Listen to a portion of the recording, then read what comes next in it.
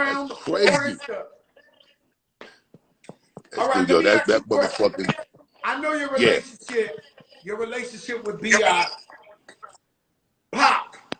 Did you have any relationship with Pac in them days? Because you was big and he was big. I had an incredible relationship with Pac. Wow. Me and Pac been friends from early Leaders days, before he put out his solo shit, when he was still just dancing with Digital Underground. Interesting story of one of the early Pac interactions. So we had a college date to do. We had to do a show at a college, and Digital Underground was performing and Leaders was performing. We only on our first album, right? And we had to do sound check. So we get to the sound check a little bit late. Digital had already did their sound check, and we get there a little late. Digital broke out. I think Pac and Money B was still in the neighborhood. I don't know where Money B was exactly, but Pac wasn't there by himself. You know what I'm saying? So we getting ready to do the sound check. The sound man was on some bullshit because I guess we took too long, so it was time. He felt like, fuck that, I'm not sticking around to do this sound check, right? So he's shutting shit down and he acting like he getting ready to leave. And we kind of like on some, damn, we really want to get this sound check done. And the crazy shit is, Pac, he kind of saw that there was a little bit of friction going on, and he just came and involved himself in the situation. And Pac turned to this white man and he was just like, yo, he said, I need you to cut this motherfucking soundboard on. Leaders of the New School gonna get their sound check done right now. Fuck you talking about? You ain't turning on the equipment. And he just started spazzing on dude. And you know, the man wasn't trying to hear what Pac was talking about. So he acting like he breaking the fuck out. So Pac just ran up on this motherfucker and started choking him. You motherfucker, you fucking. So we had to grab Pac because we like, Pac, we not asking for all of this, bro. Chill, my nigga. Like we just want to sound check. This ain't war, bro. But that's the type of dude Pac was. He really went out his way to extend his love and show his love.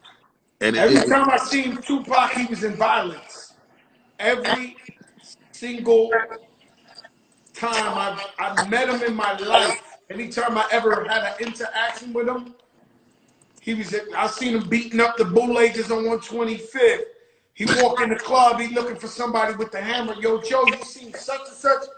Nah, Pac, I see him in Atlanta, the two hammers. I see him anywhere I seen Tupac, it was violence involved. Yeah. You know what it was, bro? I think,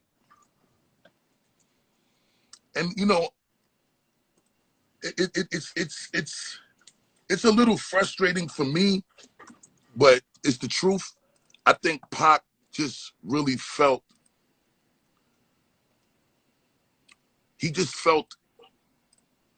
I think he took on more of this responsibility to have to prove his love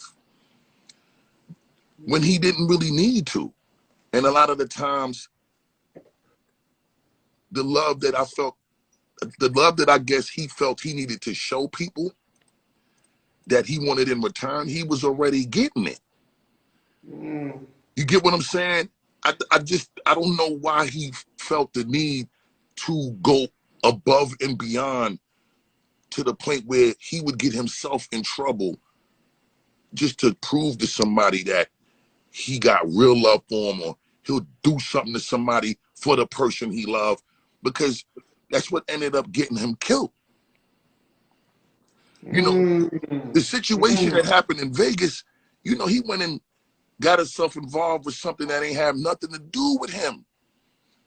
But because he was moving with those dudes from that team, he felt like he had to go out of his way to prove to them that he gonna ride for his family, his team, whoever he moving with. And it unfortunately ended up the way it did. But this has been a thing with bro that it's beautiful in one sense because you know your man is holding you down no matter what. No matter what. You know what I'm saying? But it's also the thing that got him into a lot of situations that he could have avoided. You know what I mean? Oh, for sure. Or, oh, for sure. So with that said, was you in a weird position? And I don't really want to elaborate, but being that you knew him since Digital Underground and he had beef with Big, was you ever in a weird position being cool with both of them? Or it was like, yo, Bus, he's neutral, whatever the case may be?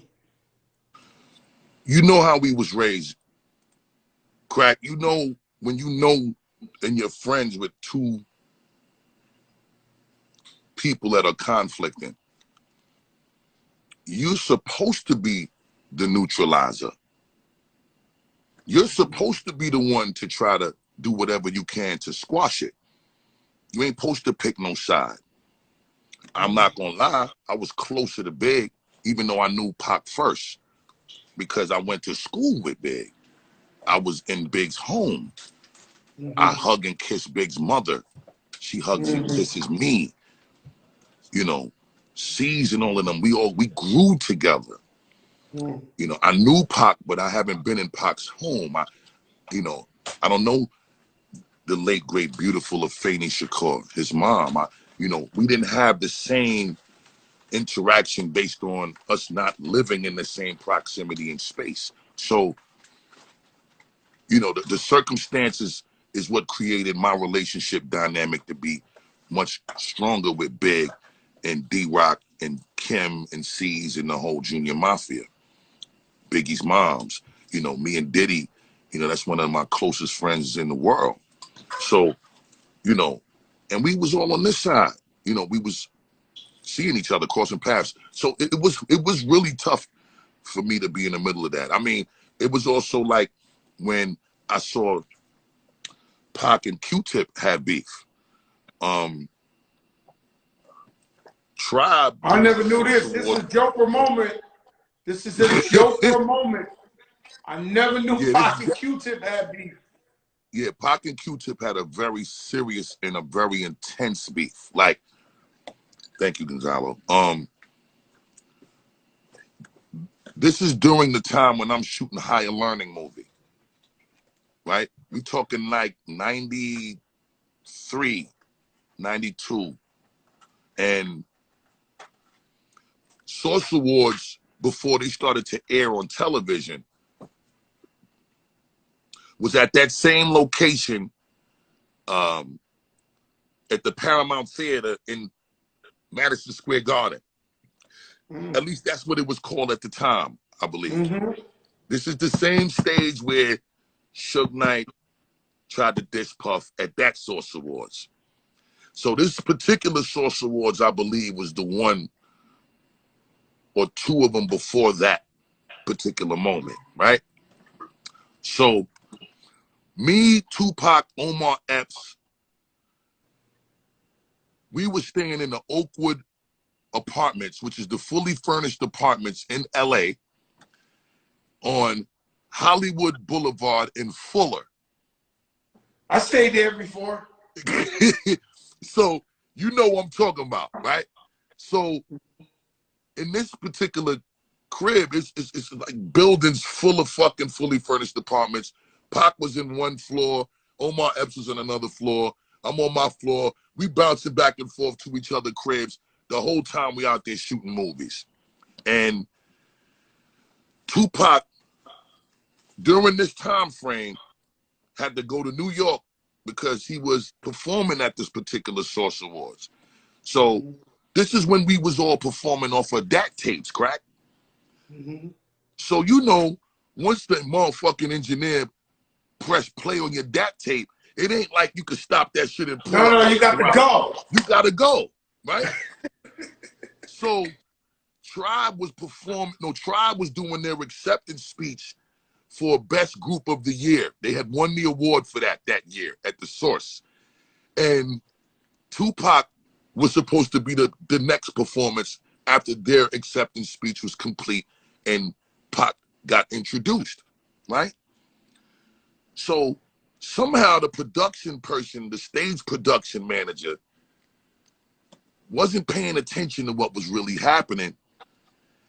And the motherfucker ended up pressing play in the middle of the Tribe acceptance speech. So Pac just comes out there performing all over their speech like he was shitting on their speech. You feel me? So that wasn't Pac's fault, but it looked like a flagrant Pac disrespect. It looked like some Pac shit. Right. It looked like a flagrant Pac disrespect. Pac 101. Right.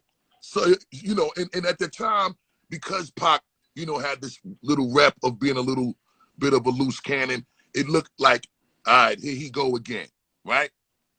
So the beef starts.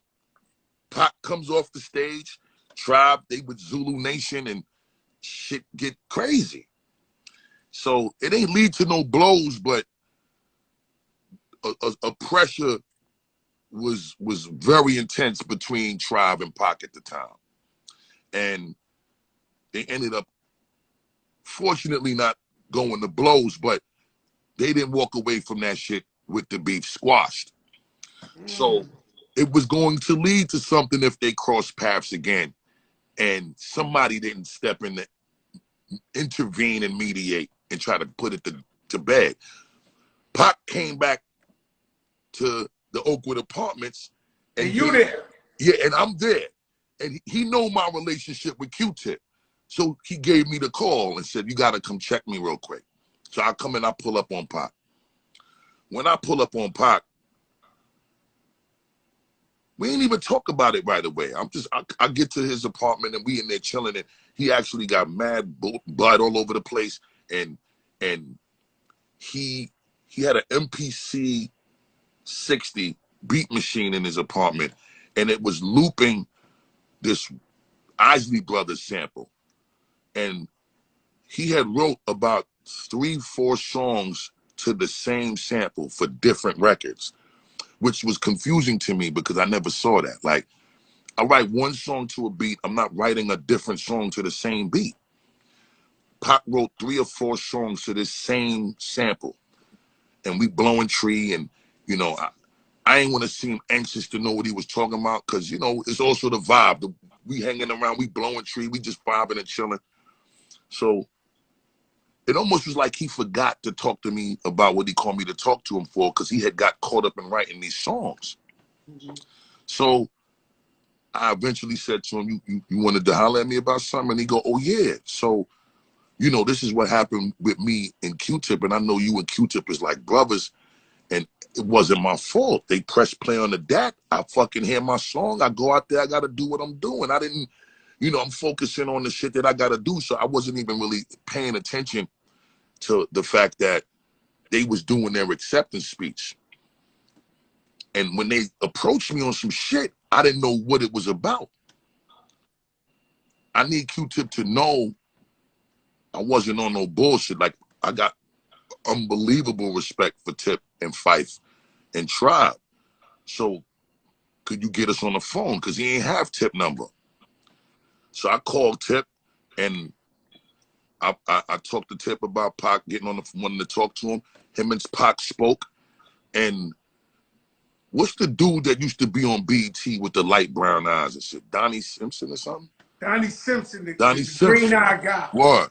He was still on BET at the time. He's still fly, by the way. He works at a radio station in D.C. He's the Billy D's of the game. He's still fly. Oh, that's a fact. Still on the radio in D.C. And he got the motherfucking Billy D. Williams voice for real. He definitely big up to Donnie Simpson, legend.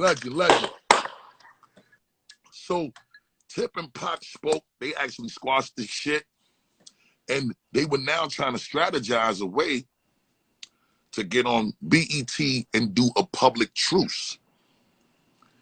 And it didn't get to happen. Interestingly enough, During that same time frame, Pac, this is when Jack the Rapper was still popping. You know all about Jack the Rapper, crack. In Atlanta. In Atlanta. So Jack the that's Rapper. when I met Tupac. Right. So Jack the Rapper comes, and Pac was redoing, he was fully restoring us, I think like a 67 Chevy Impala or a 64, something like that. And he had it fully done up. He shipped the shit down to Atlanta. He goes down there. Couple days pass and shit. You hear about this police shooting with these off-duty cops that Tupac was involved in. Tupac comes back to LA. And when he gets back to LA, me and Omar pulled up on him, check him and shit. And then, we was vibing for a minute, and then Omar left, and I stayed. The difference was, Pac was still on his, put a loop on the MPC, write a bunch of songs of that shit, steam a bunch of weed. But this time, he was a lot more paranoid because he thought, as a result of that situation transpiring down there, the police is the whole United States. Them niggas will put a calling in a different state, and they police friends or brothers in the next city will come and see you. He felt something like that was going to happen as a result of what transpired in Atlanta, in LA. So he just was on some super paranoid, constantly looking out the window shit. He got his ratchet closet right. Like he really thought somebody was coming to get him at that point. But just watching Pac go through all of these phases, I'm saying all of this to say the situation with him and Big and the discomfort for me was Pac had gotten to a place where there wasn't really no talking to him. There really wasn't no ability to mediate the situation. He had gotten a little too far gone with what he had surrounded himself with, becoming a part of the death row family.